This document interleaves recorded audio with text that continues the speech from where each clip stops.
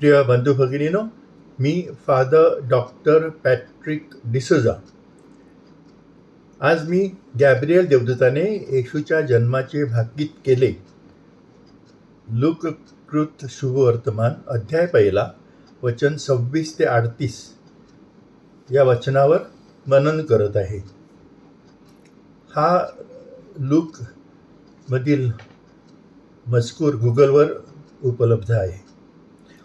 एलिझाबेथच्या गरोदरपणाच्या 6व्या महिन्यात ईश्वराने Gabriel देवदूताला गालिलमधल्या Nazareth या गावी दाविदाच्या वंशातील योसेफ नावाच्या पुरुषाशी लग्न करण्याचे वचन दिलेल्या कुमारिकेकडे पाठवले.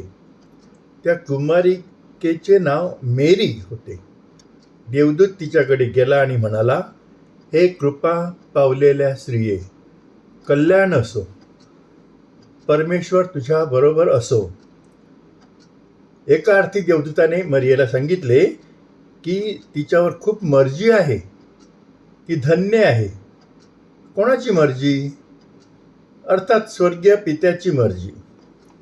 स्वर्गीय पित्याची मर्जी होणे किंवा त्याची कृपा मिळणे यापेक्षा दुसरा कुठलाही सन्मान असू शकत नाही. मरियलला ईश्वराने एवढी पसंती का दिली असेल? गॅब्रियल देवदूत या प्रश्नाचे उत्तर देतो. मरियलला परमेश्वराची एवढी कृपा का मिळालेली आहे हे समजावून सांगताना देवदूत गॅब्रियल मरियलला सांगतो, प्रभू तुझ्याबरोबर आहे. आता प्रभू तुझ्याबरोबर आहे या शब्दांचे 2 अर्थ होतात.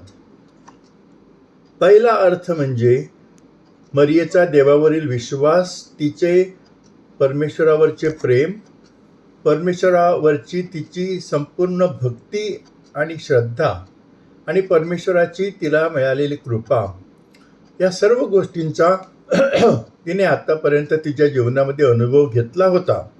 त्यामुळे हा पहिला अर्थ, प्रभू तुझ्याबरोबर आहे, या वचनाचा तिला समजला होता. परंतु गॅब्रियल देवदूताच्या या अभिवादनाचा दुसरा अर्थ म्हणजे परमेश्वर पित्याने तिला त्याच्या प्रिय पुत्राची आई होण्यासाठी निवडले आहे, हा अर्थ मेरीला नंतरच समजणार होता. त्यामुळे त्यावेळेला ती चकित झाली आणि विचार करू लागली. आता मरियला त्याच्या बोलण्याने खूप त्रास झाला आणि तिने विचार केला की अभिवचन कसले असावे. त्यामुळे गॅब्रियल देवदूत तिला अभिवचन देऊन म्हणाला, भिवू नकोस मेरी, तुला परमेश्वराची कृपा मिळाली आहे. तू गरोदर राहशील आणि तुला मुलगा होईल आणि तू त्याला येशू म्हणशील. तो महान होईल आणि त्याला परात्पराचा पुत्र म्हटले जाईल. प्रभू परमेश्वर त्याला त्याचा पिता दावीद ह्याचे सिंहासन देईल आणि तो याकोबाच्या वंशजावर कायमचा राज्य करील. त्याचे राज्य कधीही संपणार नाही.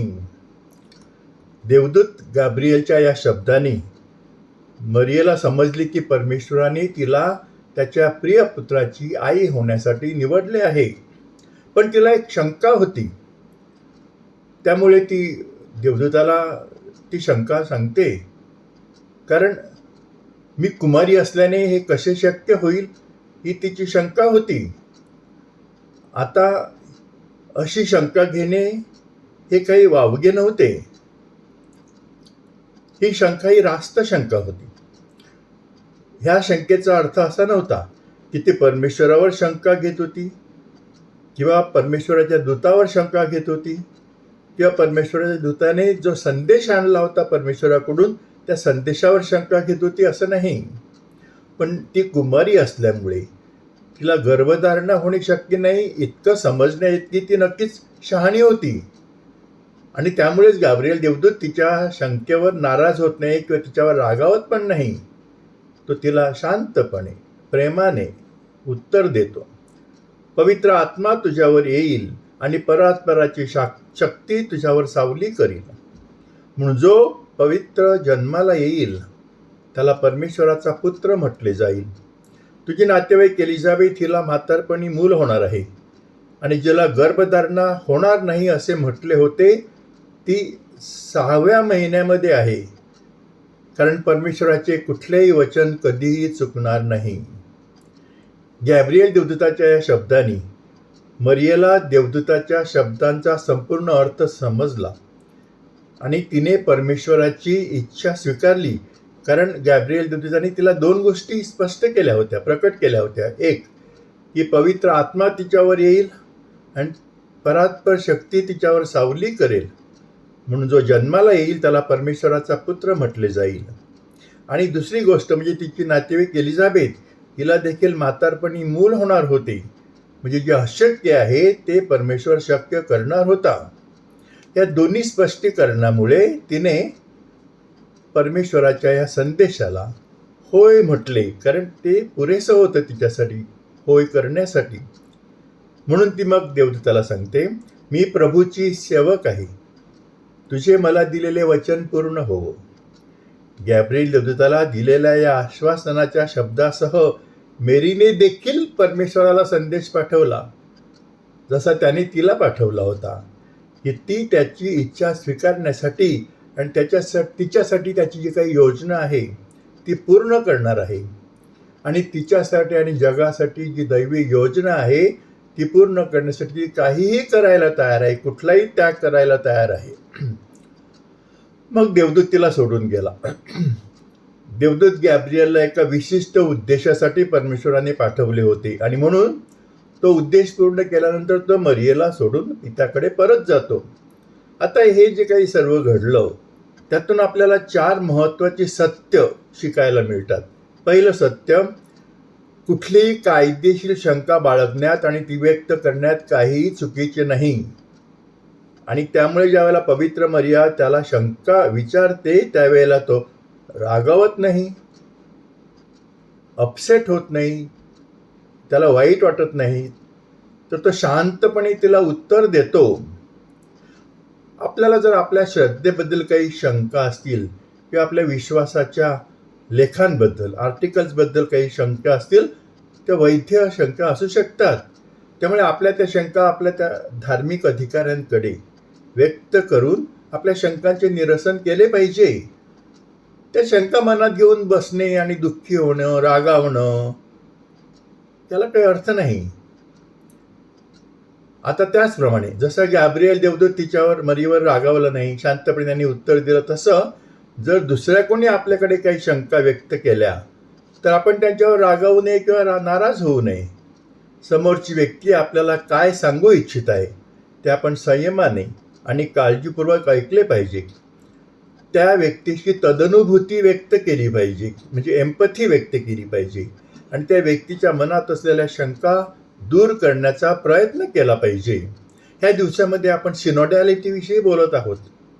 सिनोडॅलिटी म्हणजे एकत्र चालणे आणि एकमेकांचे ऐकणे असं सूचित करते. पण सर्वात महत्त्व म्हणजे पवित्र आत्म्याचे ऐकून त्याप्रमाणे सर्वांनी एकत्र वागायला हवे असा त्याचा अर्थ आहे. आणि त्यामुळे पवित्र आत्म्याच्या मार्गदर्शनाच्या प्रकाशात आपण इतरांशी संवाद साधला पाहिजे, एकमेकांच्या भावना आणि चिंता समजून घेतल्या पाहिजेत आणि मगच योग्य तो निर्णय घ्यावा. मला असं वाटते म्हणून मी असा निर्णय घेणार, मला कोण काही सांगू शकत नाही, शिकवू शकत नाही, ही गर्वाची भाषा असू नये. तर नम्रतेने पवित्र आत्म्याचं ऐकून आपण लोकांशी संवाद साधून योग्य तो निर्णय घ्यायला पाहिजे. परमेश्वराने गॅब्रिएल देवदूताप्रमाणे पूर्ण करण्यासाठी आपल्याला एक विशिष्ट कार्य दिले आहे आणि आपल्यासाठी परमेश्वराने जे काही योजले आहे ते आपण करणे हे आवश्यक आहे. सांगितलेलं आहे की गॅब्रिएल देवदूताने परमेश्वराने त्याच्यावर जे कार्य सोपवले होते ते पूर्ण केले आणि तो परमेश्वराकडे परत गेला. आपणही मरणापूर्वी ईश्वराने आपल्यासाठी ज्या काही योजना तयार केलेल्या आहेत त्या पूर्ण केल्या पाहिजेत. आता गॅब्रिएल देवदूताने त्याला जे काही करायला सांगितले होते तेच केले. भलत्याच काही गोष्टी करण्यामध्ये वेळ डावलला नाही. उलटपक्षी आपण काय करतो, आपण आपले ध्येय बाजूला सारतो आणि अनावश्यक गोष्टी करण्यामध्ये आपला वेळ घालवतो आणि मग जे काही करायचं आहे ते राहून जातं. मग परमेश्वराला आपल्याकडून काय अपेक्षित आहे ते कुठल्या कुठे निघून जातं आणि आपण भलतंच काहीतरी करत बसतो, आपला वेळ घालवतो आणि मग आपल्याला पश्चाताप होतो. शेवटी आपल्याला जाणवतं की आपण काहीच केलं नाही जीवनामध्ये. आपल्या जीवनामध्ये परमेश्वराची इच्छा काय आहे हे शोधणे महत्त्वाचे आहे. आणि त्यानंतर ती योजना, परमेश्वराची योजना पूर्ण करण्यासाठी आपली इच्छाशक्ती, दृढ निश्चय, आपल्या योजना, कठोर परिश्रम, प्रयत्न आणि आपला वेळ आपल्यासाठी त्याची योजना पूर्ण करण्यासाठी आपण समर्पित करणे आवश्यक आहे. आणि शेवटी परमेश्वराचा कोणताही शब्द कधी अयशस्वी होणार नाही. दुसऱ्या शब्दात सांगायचे म्हणजे परमेश्वराला काहीही अशक्य नाही. हे एक मोठे आश्वासन होते जे देवदूताने पवित्र मरियेला दिले की तू चिंता करू नकोस, परमेश्वराला काही अशक्य नाही, सर्व काही ठीक होणार आहे. जर आपला असा विश्वास असला की माझ्या बाबतीमध्ये परमेश्वराला काही अशक्य नाही, तर मग आपल्या सर्व योजना, परमेश्वराच्या आपल्यासाठी असलेल्या योजना पूर्ण होतील. आपल्याला भीती वाटणार नाही. कधी कधी काही प्रसंग येतील, दुःखी प्रसंग येतील, आपल्याला खूप संकटाला, त्रासाला, अपयशाला सामोरं जावं लागेल. पण जर आपला विश्वास असेल की परमेश्वर आपल्यासाठी योग्य तेच करणार आहे, तर ते कधीतरी पूर्ण होईल. पण महत्त्वाचा प्रश्न म्हणजे परमेश्वराला अशक्य असे काहीच नाही, याच्यावर खरोखर आपला विश्वास आहे का? हा प्रश्न आज आपण स्वतःला विचारायला पाहिजे. प्रिय बंधू भगिनींनो, माझे चिंतन तुम्ही प्रेमाने, शांतीने, व्यवस्थितपणे ऐकून घेतले त्याबद्दल आभारी. कृपया हे मनन आपल्या मित्रमैत्रिणी, जवळच्या व्यक्ती, कुटुंबीय आणि इतरांना पाठवा की जेणेकरून त्यांचाही या मननामुळे फायदा होईल. यूट्यूबवर माझं एक चॅनल आहे, फादर डॉक्टर पॅट्रिक डिसोजा. कृपया या चॅनलला पुरस्कृत करा आणि आपले सर्व जे काही कॉन्टॅक्ट्स आहेत त्यांनाही या चॅनलला पुरस्कृत करायला सांगा की जेणेकरून त्यांचाही फायदा होईल. मी तुझ्यासाठी विशेष प्रार्थना करतो की परमेश्वरा, या सर्व लोकांना ज्यांनी हे मनन ऐकलेलं आहे आणि जे दुसऱ्यांना ते पाठवणार आहेत, त्यांच्यावर तुझा भरपूर आशीर्वाद दे. त्यांना तुझी कृपा दे. त्यांच्या सर्व इच्छा, आकांक्षा, स्वप्न तुझ्या इच्छेप्रमाणे पूर्ण कर. ही प्रार्थना मी तुमच्यासाठी करतो आणि सदिच्छा व्यक्त करतो. आभारी.